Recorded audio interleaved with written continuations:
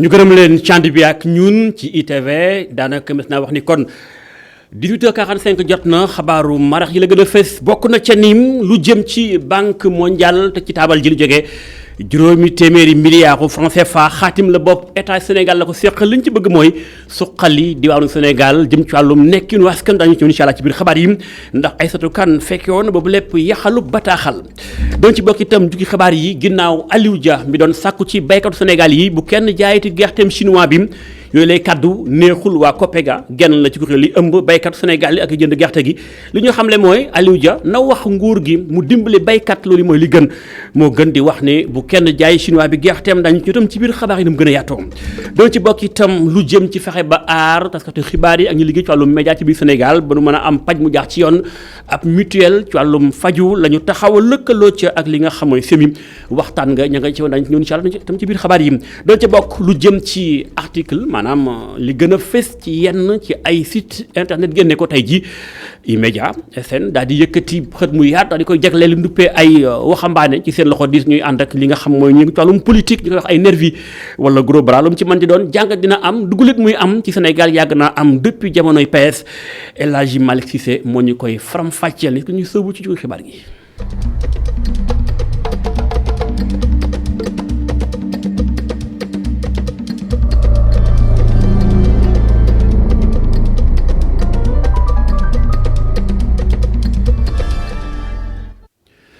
ñu gërëm leen ci ànd bi ak ñun tàmbali jukkib xabaaru marax yi ci lu soxal mbirum koom ñeenti téeméer ak juróom-ñett fukk ci ay milliards francs CFA la banque mondiale becci ngir lëkkaloo ci ak état bu Sénégal ngir suqali diwaanu Sénégal yi bokk na ca fexe ba courant bi law ci yenn gox ci biir réew mi waaye itam fexe ba fajukaay ak lu mel noonu le mën a law ci yenn gox Sénégal gii moo tax a jóg boobu lépp koppar la ca bari nag toll na ci daanaka toll ci 240 millions de dollars yoo xam dafay nekk lu banque bi di jox état Sénégal ni ak mayef loolu lépp tax na bi ñu ko xaatimee mbégteel état bu Sénégal am ñu xuus ànd ca ak gëstu Aïssatou Kane.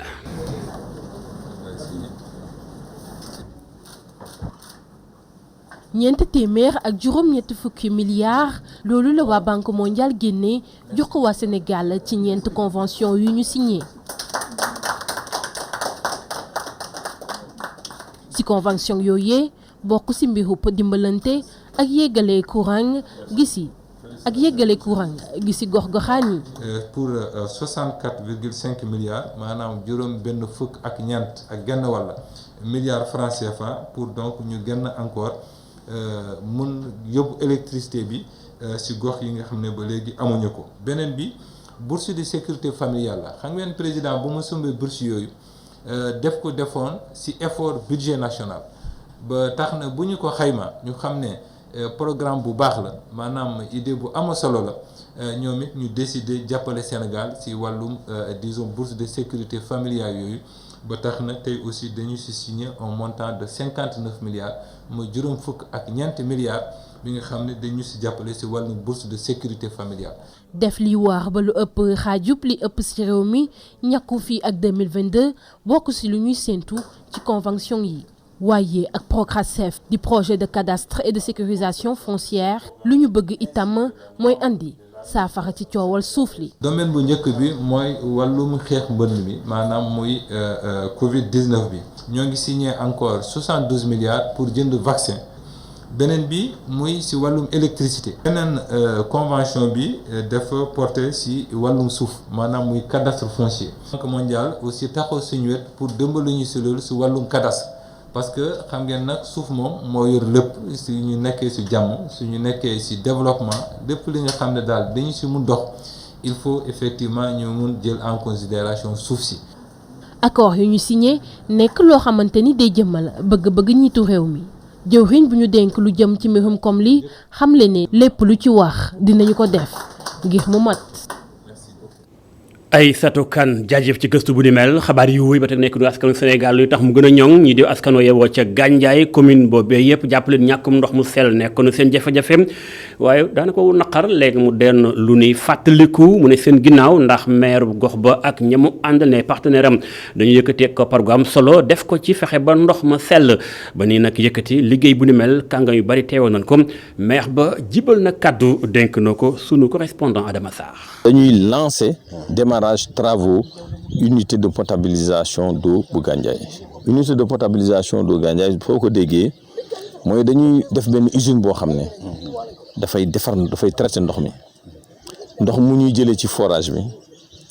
indi ko ci unité bi mu traité ko ñu am ndox moo xam ne moo gën ndoxu bouteille yi ñuy jaay ak ndoxu sachet yi ñuy jaay ndox moomu nag dañ koy def ci ay canalisation def ko ci ay maanaam robinet yoo xam ne robinet intelligent lañ koy wax. ndax dañoo gis ne ndox mi ñuy jaay ci charrette yi muy jóge ci teen yi baax na gaa ñu ngi koy naan mais problème de santé publique lay indi ndax ndox mi mun na indi ay calcul mun na indi ay verre mun na kii par exemple bu dee nawet bi nga xam ne ndox yi teen yi amul margelle maanaam amul di ko kii ndoxu taw beeg ndoxu teen yeeg ndox lépp ci lay dugg ñu di ko jaay mais kooku def ci eau de javel rek du doy donc pour que loolu mun a arrêter parce que c'est un problème de santé publique ñu ne léegi nañ def unité de potabilisation boo xam ne ndox mi dañ koy jaay mu sell baax neex ba pare du mooy gën a moins cher li charrette di jaay. mu doon maire bu Gandiaye di Pape Songe Diop ay kàddoom sunu correspondant Adama Sarr moo ko tàttan jóge zone centre bi xuus jëm diwaanu Kolda foofee jàppale ni hôpital régional ba ca gox ba ci nduppee ko Amadou Tidiane Ba ca diwaanu Sédhiou kon foofee jàppale ni mais naa wax ni ñoom itam ñi ngi doon jooy jëmtukaay lu ni mel bokk na ci ambulance médicalisée am nañ ko ndax dañoo lëkkaloo ko seen ay partenaires ci lañ amee jëmtukaay bu ni mel ba ni jël boobu lépp jëmtukaay mbégteel al askan wa àndal ci wàllu googee jàpp ni lii lu ñu yàgg a jàmbat ay at bu ak léegi la correspondant Ousmane Demba. léegi caabi ambulance bi ca yoxoy kilifay hôpital régional Amadou Tidiane Ba bu Sédhiou njiitu fondation Osiwa leeral na li waral ndimbal mi am solo lool ca bërëb fajukaay bu bees bi Awa Ba di rafetlu tamit seen àndandoo ak kuréel bu ñu duppee le Gabou. suñu partenariat ak le Gabou moo jur ambulance bi tey donc di ko rafetlu Gabou tamit bu mu ne def liggéey bu muy def c'est parce que autorité sanitaire dañ koy jàppale ci liggéey parce que Gabou kese mënul def li muy def su amul adhésion autorités locales yi maire yi gouverneur yi préfet mais aussi région médicale bi ak hôpital bi. Ousmane Seck mi nekk njiitu hôpital bi jaajëfal na leen te wax ci njëriñu ambulance bi. ambulance bi nag dinañu permettre ñun jour bu ñu waree évacuer ñu évacuer que si vraiment condition yoo xam ni yuy respecter normes yi la parce que jël sa malade di ko faj fii nga soxla pour yóbbu ko pendant que transport bi aussi nga def ko si yenn condition yoo xam ni mun na détériorer waat encore mun na wàññiwaat li nga jotoon def loolu je pense que lu ñu war a éviter la et ambulance bi dinañ permettre képp ku fi ñëw ñu war la yóbbu si beneen structure dinañ la yóbbu si anam yoo xam ni soins yi nga doon defal fii dinañ ko mën a continuer même si biir ambulance. ca tur association Le Gabou Moussa Dramé di xamal ni mbirum wergu yaram ñëpp a ci war a dugal seen yoxo. ambulance maanaam di daamar boo xam ne dañ koy gam-gam rek l'hôpital muy war a dugg fu nekk war a yóbbu maladie ci anam yu baax loolu mu nekk loo xam ne tey jii dafa yëwoon ndax indi nañ ko ba Sédhiou fii dara des lu dul gërëm leen waaye tamit wax ne kilifa yi ñëpp ci war a jàpp ndax it wàllu wergu yaram du rek waa ñu fàttali ni ca biir hôpital régional lañ amal lel mi te liñ jot a nemmeeku foofu jamono ji mooy ay yëngu-yëngu ngir waajal ubbi teg hôpital bi ca teewaayu njiiti réew mi ci fan ñu demal. bu nu jógee ca diwaanu ko Sédhiou wax ci mbirum paju ba tey paju ñu ko soxla du ñoom waa Sédhiou rek même taskatu xibaar ngi ne àndal ci liggéey bi bépp kuy liggéey ci mbirum média ci Sénégal da nga soxla faju kuréel gu ñuy wax après maanaam ay kuréel la gu ëmb ay taskatu xibaar ñu liggéey ci wàllu média ci Sénégal gi jàpp ni taxawal ab mutuelle de santé jot na lëkkaloo ci ak seeni partenaire bokk na ci waa SEMIM couverture maladie universelle xaatim nañ bataaxalu déggoo bi ngir boobu la mutuelle war a mën a taxaw ndaje mañ woote woon yaatu woon lool soxna Seynabou Ba bu fekkee na ko reportage. ngir mën a indi ay saafara ci wàllum prise en charge médicale association wu presse pour entraide ak solidarité ci lëkkaloom ak waa CMU taxawal nañ benn mutuelle de santé pour ñi nga xamante ne ñoo yëngu ci wàllum information ak communication. ñëw fii pour def lancement wu mutuelle de santé bu professionnel de l'information et de la communication n'est-ce pas donc mu nekk mutuelle boo xam ne agence de CMI daf si jàpp liggéey si ak après même les mutuelles socio-professionnelles donc parce que li soxla Sénégal li soxla li yitte waa de li yitte président de la République mooy Sénégalais fu munti nekk mën a am accès à la protection sociale à la couverture maladie donc loolu moo tax ñun ñu sawar ànd ak yéen ci taxawal mutuelle de santé bi. objectif bii de mutuelle de santé nag mooy fexe ba utal ñi nga xamante ni ñoo ngi liggéey ci wàllu média assurance maladie. ñu jàpp ne ñun tey suñu solution mooy ñëw jàppale entreprise de presse yi ba ñu mën a ñoom tamit jàppale ñi nga xam ne ñoom ñooy liggéey ci entreprise yooyu la mutuelle bi boo ci bëggee bokk da ngay fay li nga xamante ne moom mooy 7000 francs loolu mooy payoor bi ci at bi nga war a jënd carnet bi 2000 francs mu la dikkee 9000 francs mu doon mutuelle de santé boo xamante ne bëri na ay avantages lu ci mel ni prise en charge 80% bénéficiaires yi ci hôpitaux publics yi. L'adhésion à la mutuelle donne droit. bokk ci mutuelle bi dina tax ñu mën a may bénéficiaires yi lu toll ci 80% nga xam ne duñ ko fay bu ñu demee ci bërëb ñuy fajoo te nguur gi moom ko loolu dina leen may tamit genn wàllu ci garab yi ñuy jënd ñu fay leen ko ci officine privée yi waaye ngir loolee am convention bi faw rek ñu signé ko ak it bërëb yi nga xam ne ñoo ngank lu jëm ci wàllu wér-gu-yaram rawatina pharmacie yi ak it yi nga xamante ne ñoo yor wàllu couverture maladie universelle médicale effective et efficiente. mutuelle de santé bii nag li ko tax a jug mooy nu muy fexee ba lijjanti ñàkk prise en charge sociale taskatu xibaar yi ak technicien wu des médias ñi ko taxawal nag di APRES ak waa CMU. maam Seynabou Babou jaajëf xabaar yi wéy ba tey ci mbirum koom ndax pajoo koom ñoo ànd bala ngaa mën a liggéey de fekk nga wér lu ni mel moo tax lu aaja bàyyi xel la lu ni mel sax bokk na ca nim bànqaas bi ñuy wax ZLECAf buñ ko waxeel dem ci ay réew yu bari yu lëkkaloo boole seen doole dox ci wàllum koom google koom nag man ci yaakaar ëllëgu ndaw ñi ci seen wàllum nekkin moo tax ci ba ñuy tàggatu lañ ciy boole tàggat leen ci wàllum logistique ndax ne ñu li wa ci war mooy logistique moom mënta ñàkk ci doxinu koom fi àdduna bi toll tey waaye tamit fi nga xam mooy mbirum Afrique sowu jant lu mel moo tax ba ñuy tàggat yooyu la étudiant Mamadou Ndione moo jiite COSEC di conseil Sénégal des chargeurs yëkkati kàddoom ci wàllu gu mel ngir ñaax yooyu lay ndaw dénk na kàddu maam Seynabou Babou. muy loo xamante ne waxtaan la ñu seqoon tey ak seen étudiants yi nag li ci gën a neex mooy ay étudiants africains lañ nationalité yëpp ñu ngi ci ñu doon waxtaanee lan ci li ñu tuddee zone de libre échange continental maanaam lu bees loo xamante ne ba ñu tàmbalee at bi ba léegi Afrique daf ne yenn xeeti marchandises yi may jaay ci diggu biir Afrique. dama koy fexe ba marchandise yooyu du ma ci fayeeku yenn droit de douane yi bu dee marchandise bi Afrique lañ ko defaree loolu muy lu am solo loolu day tax commerce bi maanaam jënd ak jaay bi biir Afrique dafay gën a gaaw day gën a bar dafa war a gën a jëmm mais loolu nag pour mu am dafa am lu ñu tuddee logistique nag bu ñu koy wax mën na compliqué ci ñenn ñi waaye logistique mission am lenn la mooy ban marchandise laay yóbbu ndax bu baax bi la kañ laa koy yóbbu ak fan laa koy yóbbu boo juumul ci ñett yooyu. nan ngay def ba bañ a juum ci ñett yooyu il faut que transport yi baax il faut que marchandise bi ñu defar ko defar bu am solo il faut que ñu yombalal lépp ba nga xamante ne lépp li nga xamante service support la yu war a ànd ci marchandise bi ñu wàññi njëg yi loolu nag dafa am solo trop ci jeexital bi pour ñu egg ci zone de libre échange continental waxtaan bi ñu am tey wane na ne ndawu Afrique yi ñoo war a jël mbiru zone de libre échange continental wane na ne ci jàngale bi ak jàngale yin bi war nañ ci jël en compte te groupe de Subdeco teel na ko dugal en compte wane na ne également il faut que yéen ñi nga xam ne yéen yor xarala yu bees yi ngeen gën ci góorgóorlu jàppale ci africains yi ñu gën a waxtaan ci mbiru zone de libre échange continental. Mamadou Ndione mu jiite COSEC ba tey ci wàllum koom bërki démb dong la jibal kàddoom Aliou Dia jiite force paysanne yëkkati kàddoom ni jot na bépp baykat bu bayee ba nawet bi wàcc bu foree mango ba noppi bu mu jaay gerteem chinois bi waaye na jooju kàddu metti lool COPEGA genn la ci kuréel yi ëmb ñu yëngu ci wàllum jënd ak njaayum gerte ëmb ay doomu Sénégal ñoom ne ñu yooyu lay kàddu nekkul kàddu yu nopp mën a dégg wax ji ñu war a dégg kay mooy na nguur gi jàppal tànk dëgg baykat yi ba mu bayee ba noppi seen xel dem ci lenn lu may koy delloo nguuru Sénégal lu nu mel moo tax COPEGA njiit la Habib Thiam woote ndaje ci wàllu googeem ñu xuus Kaolack ànd fa correspondance Adama Sarr. njiital COPEGA di kuréel gi ëmb béykat yi ak ñi nga xam ne ñoom ñooy jaay gerte gi ca bitim réew nag mer bu futu daal la def nag jëmale ko ci kii di Aliou Dia bi nga xamee ne moom mooy yor kaddu kuréel gi saytu wàllu campagne agricole gi. Habib Thiam nag di ñaawlu kaddu yi nga xamee ne Aliou Dia yëkkati woon na ko tey wax ñii di béykat yi ñu bàyyi seen jiwu ju baax ji ñuy jaay ñii di chinois yi. béykat bi dana jël gerteem tànn ci la ci gën a baax mu denc ko parce que xam na ne loolu mooy ëllëgam. kenn du jël sa ëllëg nag di ko sàggane xam ne yow su fekkoon ne gouvernement bi lañ yaakaar moom lay joxe moom la ñu produire kon duñu am 1,8 million tonnes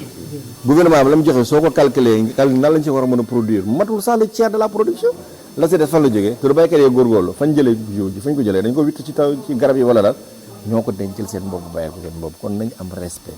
ci béykat yi li lu aju nag ci anam yi nga xamee ne moom la nguur gi di sëddalee lii di jiwu ji kii di Habib Thiam nag gis ne day andu ci benn yoon. ni nga xam ne anam bi nga xam ne gouvernement bi mu ngi koy joxee jiw ñun wax nañ ko waxati ko d'accord ci parce que tant que ñi ngi jël ay opérateur di leen joxe jiw naan dem leen yóbbu ko ci diw bërëb sàngam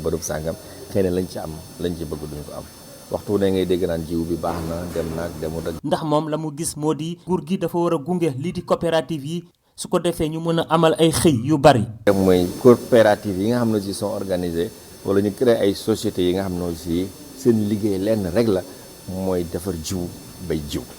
loolu rek mooy seen liggéey ñoo xam ne dinañ leen mën a saytu dinañ mën a jël agronome yi nga xam ne ñu ngi chômé ñu jël leen ñu liggéey. ci commune bu Taïba Niassène lu toll si junney hectare daal dinañ ko amal ngir rek gunge ñi di béykat yi. Adama Sarr jaajëf ñu daal di jógee Kaolack Ndangaan jombul jël Sénégal dem dikk wàcc fii ci makkaanum Dakar dem dikk ci Ndakaaru ndax ñoom dañoo xëyee ndaje ci seen biir syndicat bi ëmb yenn ci ñu fay daan seen doole muy syndicat unique des travailleurs de Dakar dem dikk te bokk ci SAESA seen kàddu nee ñu ñoom gis nañ ni ka fa nekk directeur bu yees la muy doxal noonu la baax na waaye nag am na ñooñu ñu ngi xajamal moo ña fa nekkoon yoroon lengee ba jóge ca ñoom nag nee ñu bëgguñu benn xeetu manipulation maanaam bu leen kenn dugal ci guuta gu nu xamul kañ lañ cay génn lii moo tax seen kàddu jip ci ak dànkaafu kër seen kàddu kenn ci ñoom ñu ko duppee Oumar Gueye dénk na kàddu ITV. kon dañuy remercier le directeur général parce que ex directeur général dafa division pour régner. kii ñëw xam syndicat moo war a jàkkaarloo direction générale mu ñëw booloo ñu doon benn kon dañ koy remercier devant tous les Sénégalais may wax rek ni Sud 3D ñi nekkoon ba coow li bëree ñu ànd ak man toog lu ne daj nañ ko affecté nañ leen indil nañ leen ay problème waaye ñu toog fa ñu toog gëm li ñu gëm ñi àndoon ak Madiaw kon ñëpp laay boole sant leen gërëm leen wax rek ex directeur général nit soo ko xamul nga koy wooye et je lance un appel à tous les directeurs tous les ministres nañu yam ca lañu moom bàyyi di diviser pour régner kon aujourd'hui je demande à l'État et surtout tribunal du travail ñu xam ne ni ñu def ba indi chômage technique mu jógee ci Sotrac noonu la ñu bëggee le site 3D ñu indi lii nga xamante ni am na direction générale yoonam nekkul ci syndicat ba muy ñëw di signer di tamponner bëgg nañ ñu dugal ko pour bu ëllëgee kenn dootu ko def benn syndicat ci Sénégal.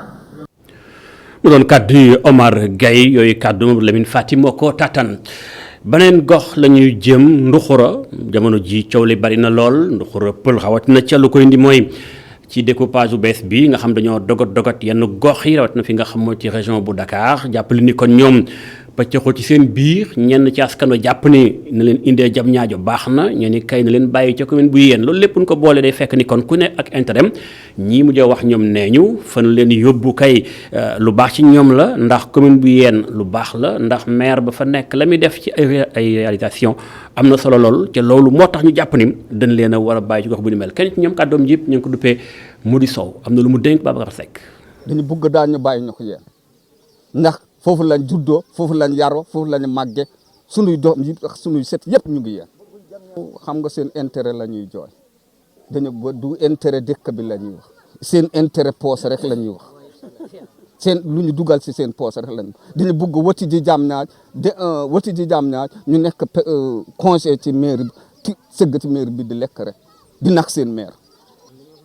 àndu ñox maire bu doon maire suba lay wote duñ ko woteel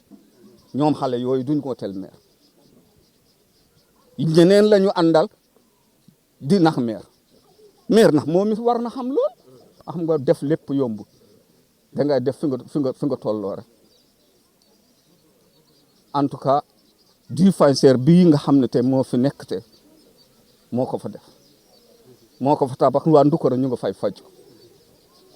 ñu ngi ne di gas ay tiwa di dugal ci dëkk bi balaa yàgg dina pare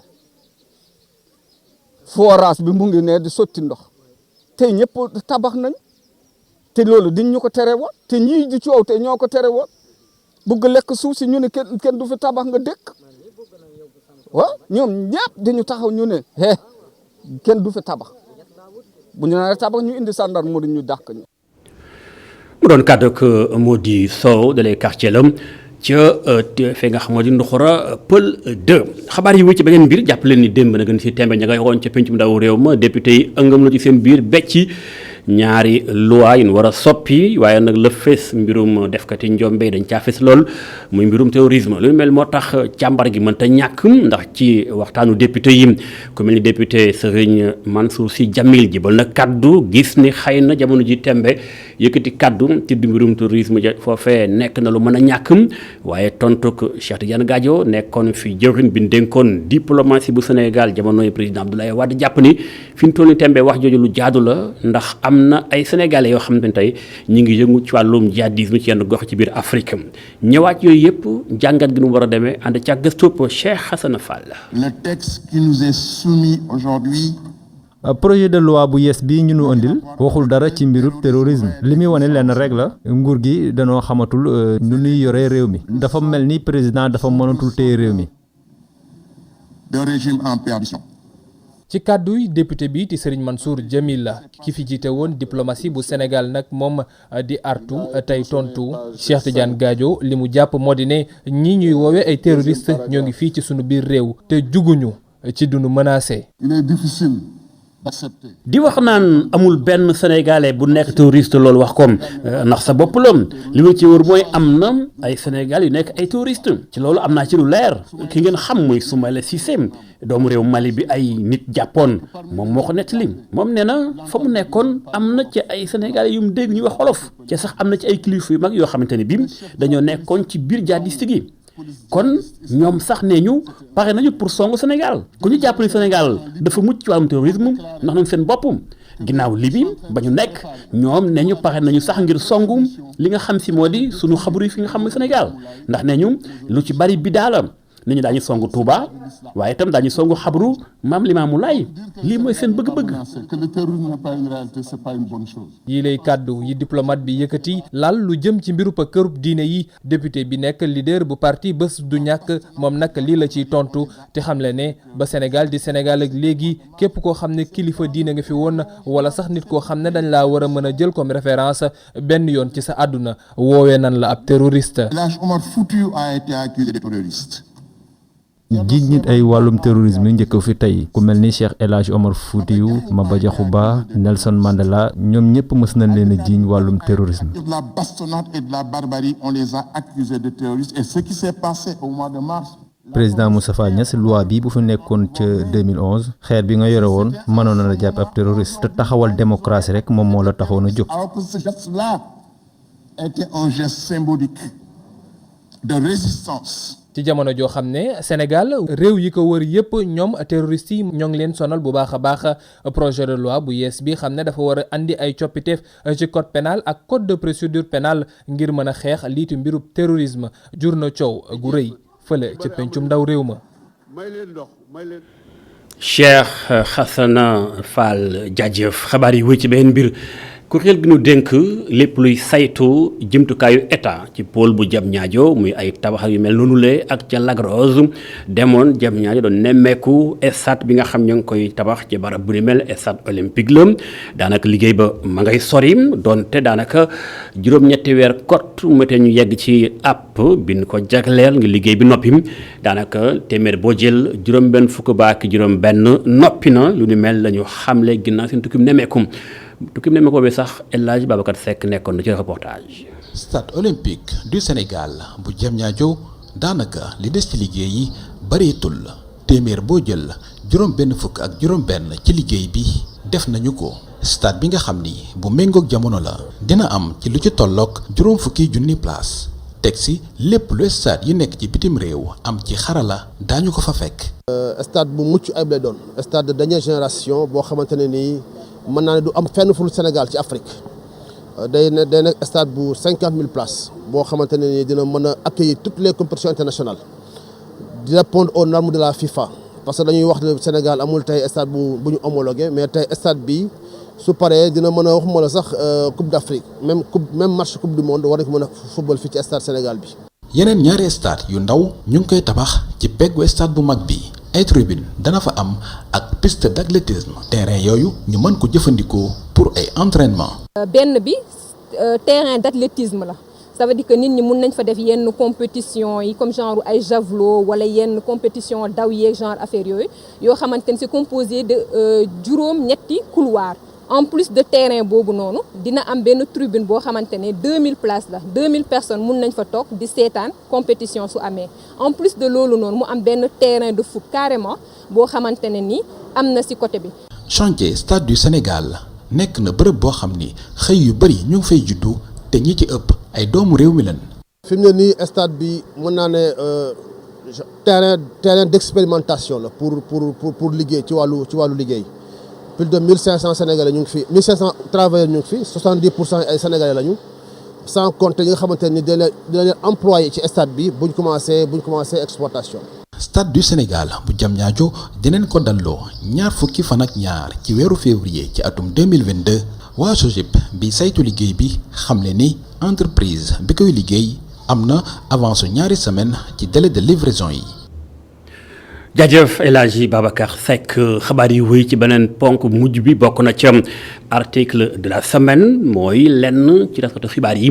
lañu becci jàpp leen ni fan yi ci Sénégal coow li bari na lool ci ma leen di wooye ay gros bras maanaam waxambaane yi nga xam seen loxo dafa xaw a diis lool leen di wooye ay nervi ak ñuy saytu kaaraange lu mu ci mën di doon ku ci ne yaa ngi koy tuumaal sa morom diggante opposition pouvoir ba ca mujj bari ki dem président Macky Sall tournée économique bi am nañu gis ni àndoon na ca ak ay nit ñu mel noonu le lu mel noonu moo tax site bi nga xamoo di media.sn yëkkati kàddu ci wàllu gune mel def ci gëstu bu xóot ñëwaat ca gëstu gam ndax du guléet muy am daanaka jamonoy pees lañ ko nemmeeku ba léegi ànd ci ak leexalu ko El Hadji Malick Cissé.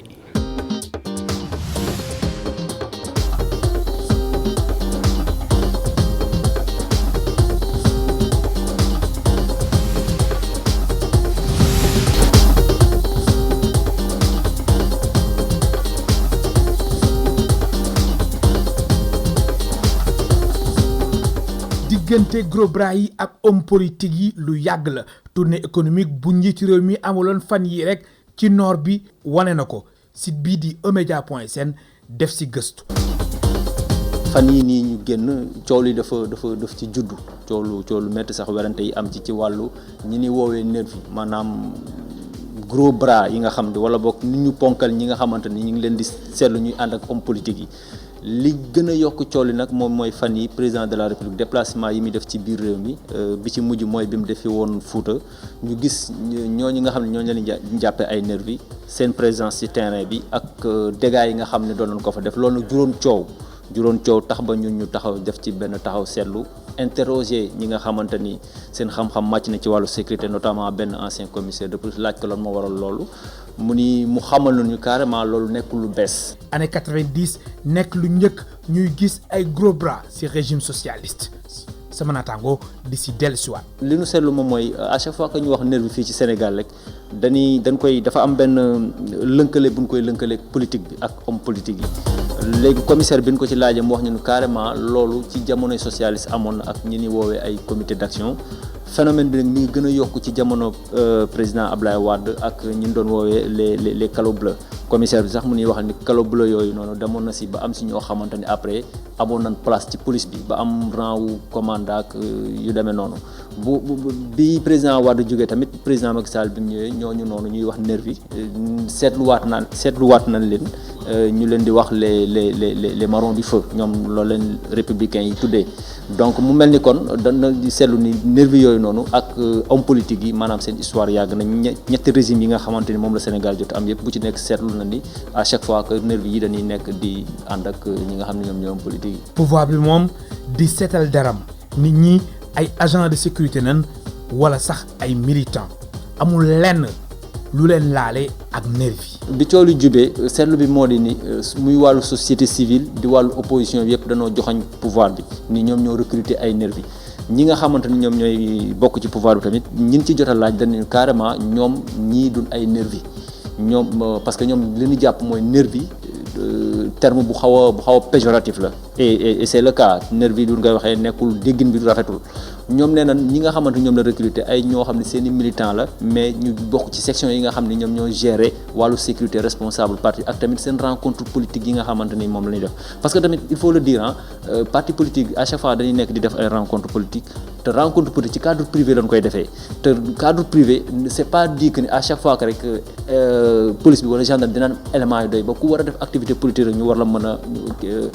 affecter ay éléments c'est pas évident parfois force de défense ak de sécurité yi mën na nekk ci yeneen préoccupations yu gën a ñor ay affaire organisation politique donc man je pense que c'est tout à fait normal parti organisé yu xool ni ñuy defee ni ñuy organiser seen secret maintenant nag violence bi ci juddu après moom c'est ça qui est à déplorer quand même. commissaire de police divisionnaire de classe exceptionnelle te mu retraité Bassamba Camara di indi ay leeral ni bu kenn jaawale nervi wala agent yu garde rapproché bu njiiti réew mi ndax si garde rapproché yi dana am ñi nga xamante ni ay uniforme la ñuy sol te ñooñu waa bib nañ. république liñ ci xam mooy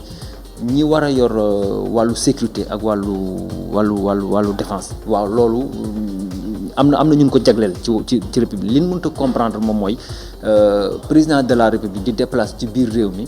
ñuy gis ay présence su nervi ci côté am parce que loolu xel mënu ko nangu parce que président de la république quand même te sax wax na ko nee na tournée économique la doon def tournée économique ku nekk xam ne am na prérogative am na dayowu def ko kon buy déplacer je pense que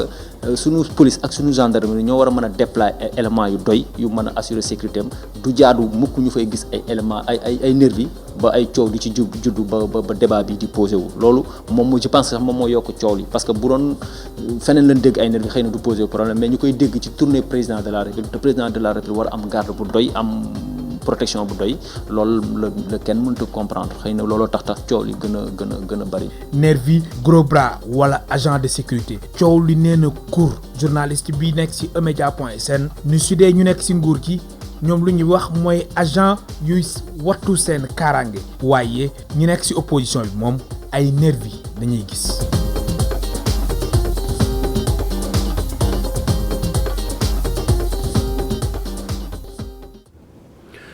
El Hadji Malick Cissé jaajëf ci gëstu bu ni mel waaye itam jaajëf leen ci ànd beek ñun ci ITV li mu daal di laajcoo xibaaru marax yi dañuy wëy gërëm ñi àndoon nañu ci liggéey bi ci nasum xabaar yi ba lépp yewen kon ngeen ànd ak ñun ci sunuy programme sant leen gërëm leen jaa ngeen jëf.